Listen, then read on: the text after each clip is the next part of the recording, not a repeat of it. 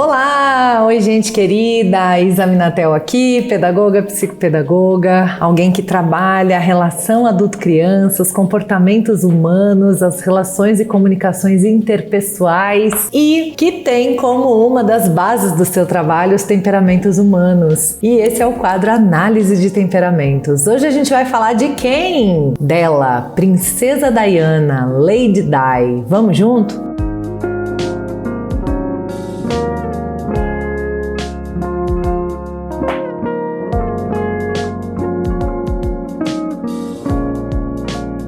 Bom, eu li a biografia da Princesa Diana, que foi escrita nas palavras dela, né? Segundo o jornalista que ajudou a Princesa Diana a escrever e depois completou o final da biografia após a sua morte. E separei alguns trechos aqui para ver se a gente consegue mapear uma hipótese do que poderia ser o temperamento dominante e subdominante da Lady Di. Vamos junto, gente, fazer essa viagem aqui pelo perfil dessa pessoa tão interessante, né, e querida por muita gente, que foi a Princesa Diana. Bom, o primeiro trecho que eu trago aqui pra você diz assim: o irmão dela, ela falando sobre o irmão dela, ele é muito parecido comigo e o oposto de minhas duas irmãs. Como eu, ele sempre sofrerá. Há algo em nós que atrai isso, enquanto minhas duas irmãs são intensamente felizes.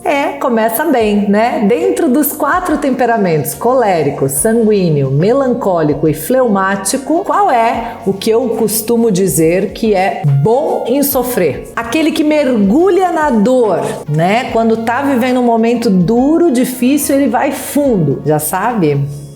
Vamos mais um pouquinho. Segundo trecho. Quando fui para a escola na Suíça, escrevi algo em torno de 120 cartas no primeiro mês. Sentia-me muito infeliz lá. Eu simplesmente escrevia.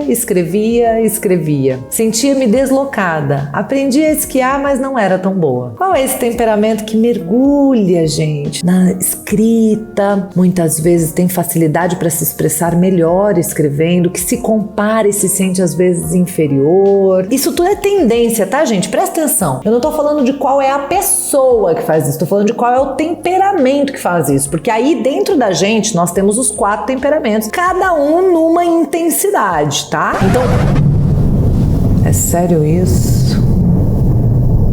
Kaique, eu esperei umas 3 horas pra voltar a gravar, não tava nenhum trovão. Eu voltei a gravar! 3 minutos, trovão.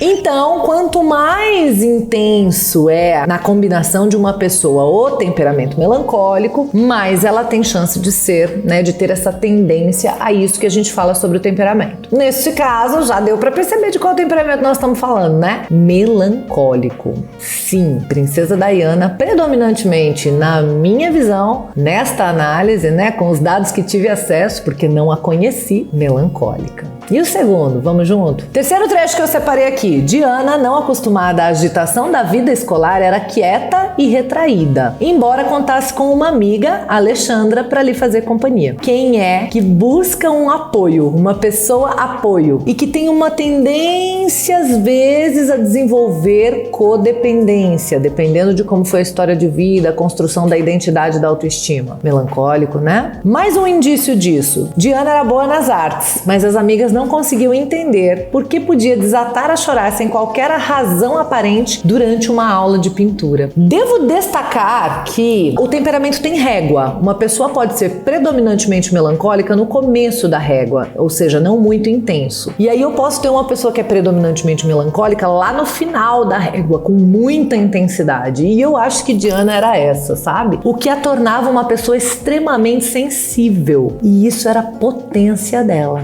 Isso era o poder dela, isso é maravilhoso, nós vamos ver na continuação do vídeo. Então assim, tem gente que me vê falando do melancólico, né? Em outro vídeo eu tive esse comentário no da Vandinha, né? Alguém falou, a Isa subestima os melancólicos. Não é verdade, não é verdade. Na realidade, se a gente, todo mundo, se o planeta tivesse um olhar mais atento e um cuidado com a sensibilidade do melancólico, esse mundo era muito melhor. A gente podia ser um pouco mais melancólico, sabe? Na verdade, essa é a minha busca até. Ativar o melancólico que há em mim um pouco mais, porque ele é pelo menos o terceiro temperamento meu. Então, para mim é um desafio. Eu amo o temperamento melancólico e eu busco alcançar em mim características do melancólico. Esse é o lindo da história, a gente pode se desenvolver. Depois, gente, no quinto trecho é um negócio muito bizarro. Os pais dela ordenaram que os irmãos parassem de chamar Diana de Brian. Brian era referência a um personagem que era uma lesma meio lerda e meio burra de um programa infantil. E olha só que loucura, eu tenho uma pessoa na família que é predominantemente melancólica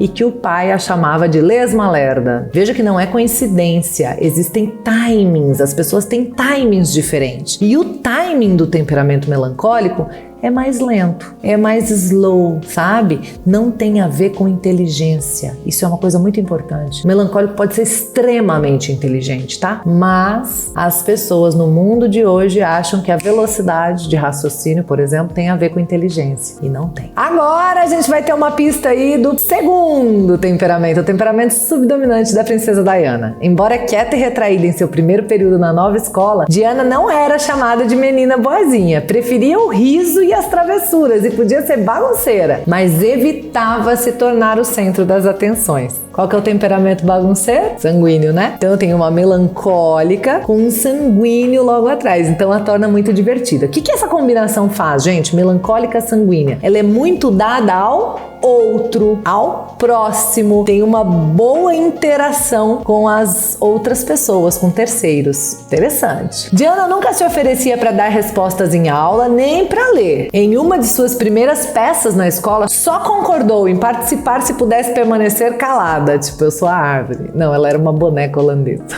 Então também é coisa de quê? De melancólico, né? Não, gente, não quero os holofotes, não quero. Não, imagina a vida que ela teve com esse temperamento, quanto sofrimento não deve ter sido, hein? Aí tem uma característica que eu acho extremamente interessante que o livro traz, que é expansiva com as amigas no dormitório e quieta em sala de aula. O melancólico tem isso. Com quem tem intimidade, né? Esse é um temperamento que ele se abre, fala.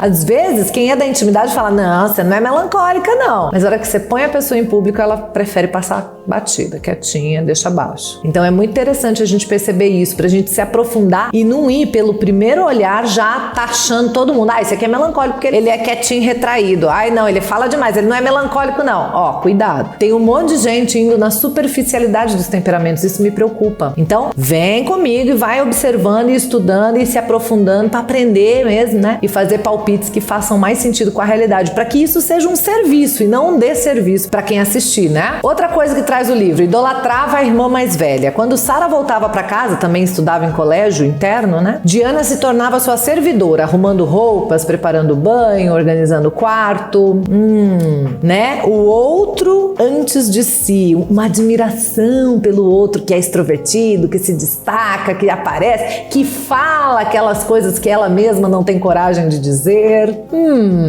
Mais uma coisa, acreditava sinceramente que a avó olhava por ela do mundo espiritual. O melancólico tem uma coisa linda, que é uma facilidade de conexão com o sagrado. E o mundo seria muito, muito, muito mais rico e melhor e mais potente e profundo se a gente aprendesse isso com os melancólicos, viu? E ela tinha isso, ela acreditava que tinha uma conexão com a vovó que já tinha partido. Outros colegas de Diana lembram dela como uma adolescente retraída e contida, que não deixava transparecer suas emoções. Melancólica sanguínea. Parece que tá tudo bem, tá sempre sorrindo, tá sempre... Eu conheço uma pessoa na vida real que é dessa combinação e que também sofreu um tempo bom na vida até atingir, né, sua maturidade, buscar seu autoconhecimento, porque mesmo quando não tava tudo bem, fazia cara de que tava tudo bem. Mais uma coisa que o livro traz, em dias de prova, Diana ficava paralisada, ou seja, uma tendênciazinha à insegurança, a duvidar da própria capacidade, isso às vezes está presente nesse temperamento. Aí o livro traz uma parte sobre quando ela ia fazer visitas a doentes em hospitais e diz, novas voluntárias sentiam-se apreensivas, ansiosas com a visita ao hospital. Diana descobriu que possuía uma aptidão natural para esse trabalho. Estabelecia um contato instintivo com os pacientes. Olha que legal. Ela se descobriu nesse lugar. Se você vai estudar um pouquinho a biografia dela, né? Essa foi a grande obra da princesa Diana, né? Visitar e acolher e cuidar de doentes, né? E é uma característica vinculada ao temperamento melancólico. Muitos de temperamento predominantemente melancólico se dedicam ao cuidar de um jeito ou de outro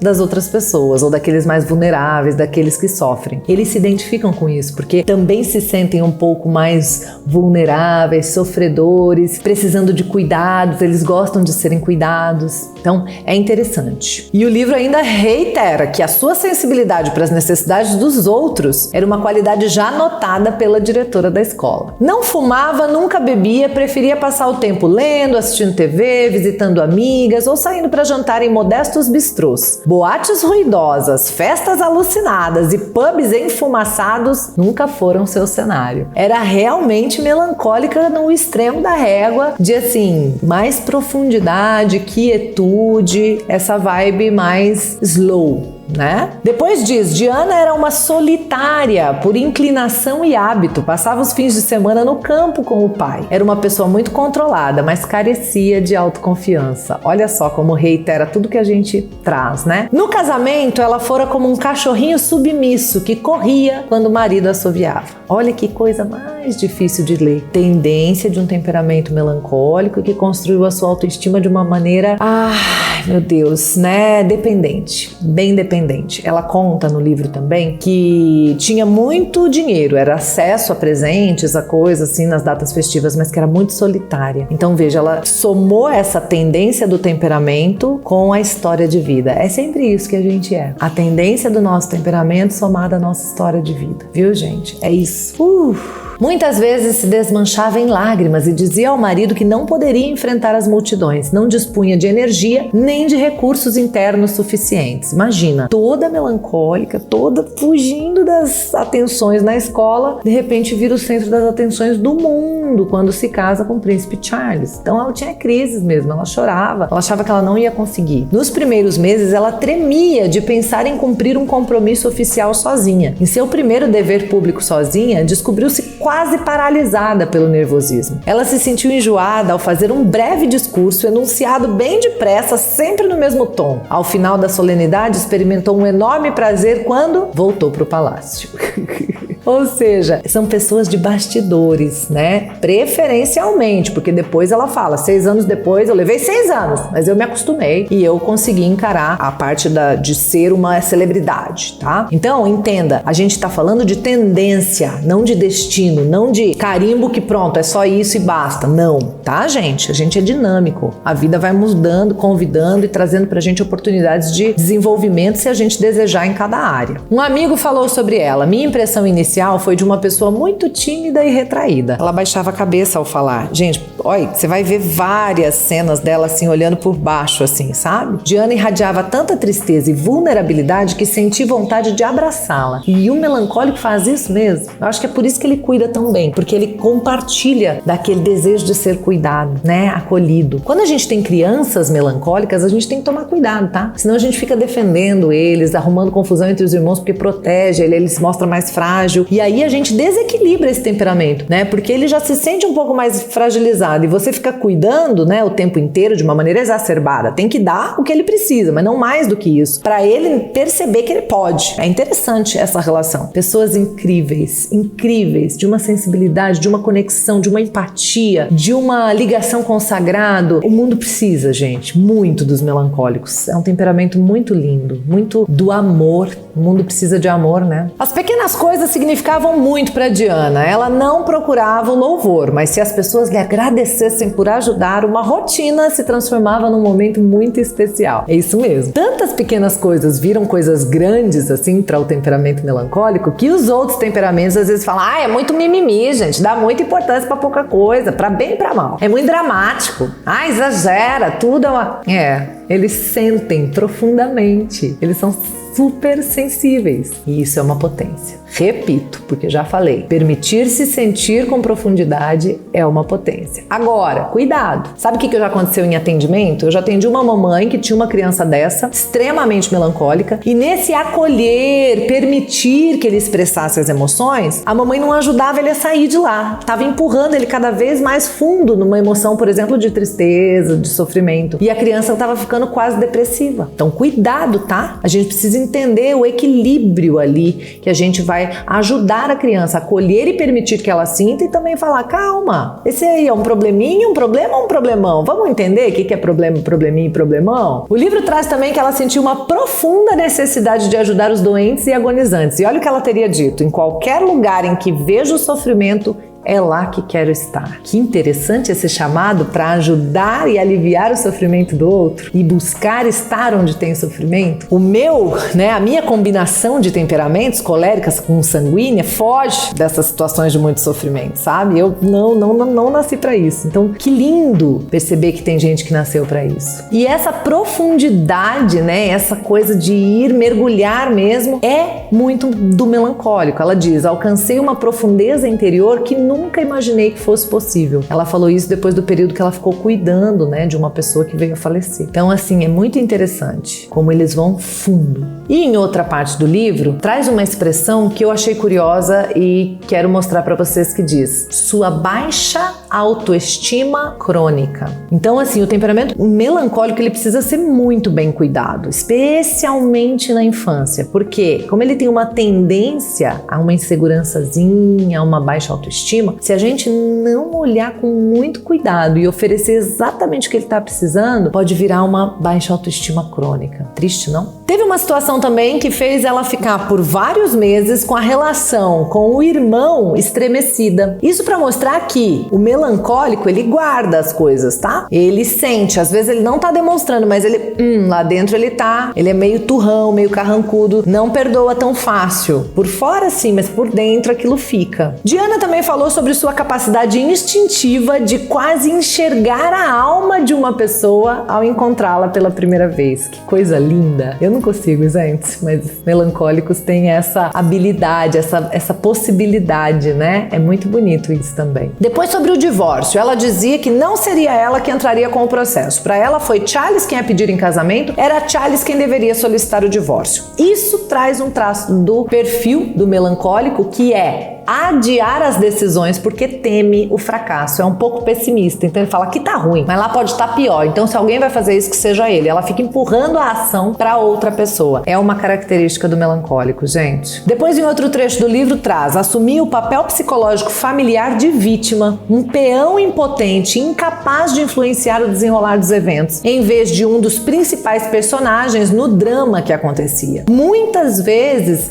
essas pessoas com predominância de temperamento melancólico podem ficar meio vítimas, meio vitimistas, meio com pena de si. Então a gente precisa tomar cuidado para extrair o lado bom, o lado sensível, o lado amor, o lado empatia, o lado potência e trabalhar este outro lado, né, de não decisão, de vitimismo. Viu? E ela ainda relata, ansiava por um marido que tomasse conta de mim. Ele seria uma figura paterna para mim, me apoiaria, me encorajaria, diria muito bem, ou isso ainda não está bom. Não tive nada disso. Não conseguia acreditar. Então, olha o que ela esperava do marido. Apoio, cuidado, essa coisa meio paternal, de amparo. É interessante, porque tem esposas de outros perfis que não é isso que esperam. Então, imagina se a gente conhecesse os temperamentos antes dos casamentos. Era interessante a gente saber, olha, é por aí. Não, gente, é isso que você espera? Nossa, nem sabia. Ai, deixa eu ver se eu consigo te entregar isso. Acho que ia ser bem interessante na vida, viu? E ainda, como uma amiga observou, ela está sempre fazendo algo por alguém, mas ela precisa começar a fazer algo por si mesma. É aquela coisa de, né, antes o outro, depois eu. E muitas vezes eu tenho que trabalhar isso no melancólico. O melancólico, às vezes, quando é criança, ele dá as coisas dele, ele cede a vez e ele fica. Então a gente tem que ajudar. Calma aí. Para outros perfis é o contrário. Ei, pode ceder a vez, pode dar pro fulano alguma coisa, né? É diferente. Agora, essa combinação de melancólica e sanguínea, que era uma dualidade ali dentro dela, olha só um trecho do livro que expressa exatamente isso. Em sua vida, Diana foi uma teia complexa de contradições, destemida, mas frágil, pouco amada, mas adorada, carente, mas generosa, obcecada com ela mesma, inclusive sofreu de anorexia, de bulimia, principalmente bulimia, mas abnegada, inspiradora, mas desesperada, necessitada de conselhos, mas avessa a críticas, honesta, mas insincera, intuitiva, mas ingênua, extremamente sofisticada, mas constantemente incerta, manipuladora, mas inocente. Ela podia ser teimosa, vaidosa e exagerada, uma perfeccionista, com defeitos, capaz de desarmar a todos com uma frase espirituosa autodepreciativa. Seus olhos azuis penetrantes seduziam com um olhar de relance, né? Meio por baixo. Sua língua materna não conhecia fronteiras. Seu vocabulário era o sorriso,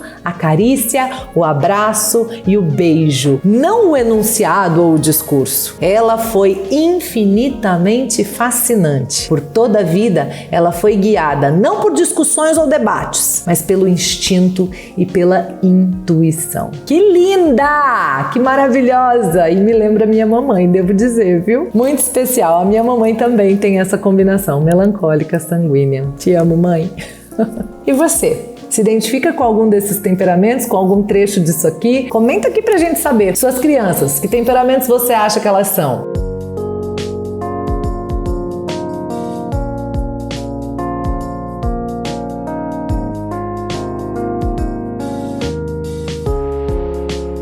Vamos conversar um pouquinho mais sobre isso? Vamos aprender cada vez mais sobre temperamentos? Lembra de dar like, lembra de se inscrever no canal e encaminha esse vídeo para alguém se você lembrou de alguém enquanto a gente estava comentando, viu? O importante é que a gente se aprofunde, que a gente mergulhe, que a gente não fique na superficialidade, falando até besteiras às vezes quando o assunto é temperamentos. Eu já vi algumas coisas dessa natureza por aí. É isso, gente querida. Da minha parte, gratidão sem limites e até o próximo Análise de Temperamentos.